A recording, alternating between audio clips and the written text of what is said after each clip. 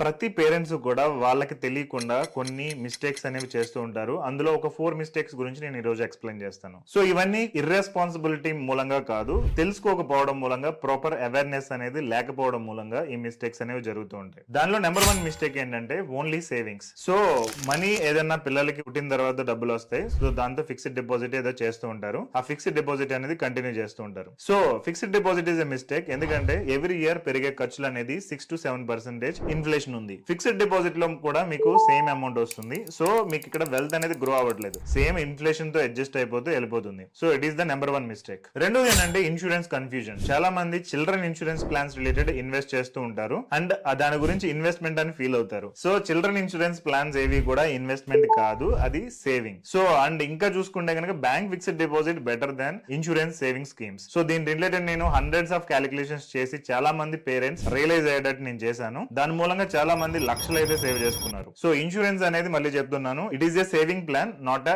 Investment plan. మీరు confuse అయ్యారంటే మీ children future అనేది మళ్ళీ స్టేక్ లో ఉంటుంది. So they can't decide anything properly. మూడో అతిపెద్ద మిస్టేక్ ఏంటంటే నో ప్రాపర్ గోల్ సెట్టింగ్. మీరు మీ పిల్లల గురించి ఏమేమి చేద్దామని అనుకుంటున్నారో అవన్నీ కూడా ప్రాపర్ గా గోల్స్ లాగా రాసుకోవాలి. దాని తర్వాత ఒక్కొక్క గోల్ కి ఒక్కొక్క కైండ్ ఆఫ్ ఇన్వెస్ట్మెంట్ అనేది చేయాలి. ఎగ్జాంపుల్ మ్యారేజ్ ఉంది, లేదంటే పిల్లల ఎడ్యుకేషన్ ఉంది. ఒకదానికి మీరు గోల్డ్ అనేది కొనాల్సి ఉండొచ్చు, ఇంకొక దానికి రియల్ ఎస్టేట్ ప్లాట్స్ కొనాల్సి ఉండొచ్చు, ఇంకొక దానికి వేరే ఏమైనా ఆల్టర్నేట్ ఇన్వెస్ట్మెంట్స్ చేయాల్సిన రిక్వైర్మెంట్ అనేది ఉండొచ్చు. బట్ మీరు ఎవరిని చేయకుండా అన్ని కలిపి ఒకటే ఫిక్స్డ్ డిపాజిట్, లేదంటే సుకన్య సమృద్ధి యోజన, లేదంటే ఏదైనా ఇన్సూరెన్స్ ప్లాన్, ఇలాంటి వాటిలో ఇన్వెస్ట్ చేస్తారంటే మాత్రం మీ పిల్లల ఫ్యూచర్ కి తగినంత డబ్బులు ఉండవు. సో వాళ్ళకి ఒక 50 లక్షలు కావాల్సిన చోట మీరు ఒక 20 లక్షలు ఇస్తారు. ఆ మిగిలిన 30 లక్షలకి వాళ్ళకి ఏం చేయాలో తెలియదు. మీరు లోన్ కి వెళ్దామంటే ఆ ఏజ్ లో మీరు లోన్ కి వెళ్ళడం అనేది ఇంకా డిఫికల్ట్ ఉంటుంది. కంప్లీట్ మీరు ప్లానింగ్ మొత్తాన్ని మెస్ చేస్తున్నారు. ఇంక 4వ మిస్టేక్ ఏంటంటే ప్లానింగ్ లేట్. ఏదో డబ్బులు వచ్చినప్పుడు వాళ్ళ గురించి ఇన్వెస్ట్ చేయడం, డబ్బులు లేనప్పుడు ఆగిపోవడం, ప్రాపర్ స్ట్రాటజిక్ గా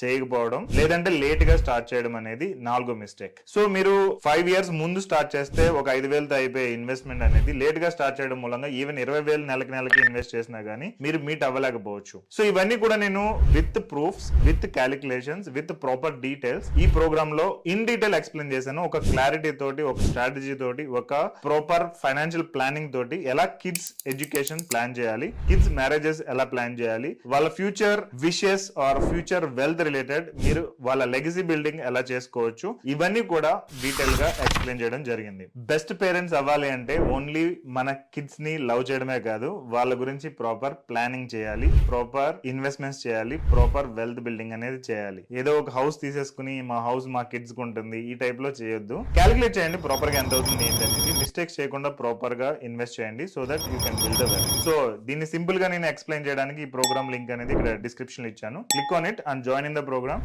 దానిలో ఇన్ డీటెయిల్ గా మనం డిస్కస్ చేద్దాం. Together we will plan and decide how much you need for your kids total life planning. Wish you all the best. Thank you.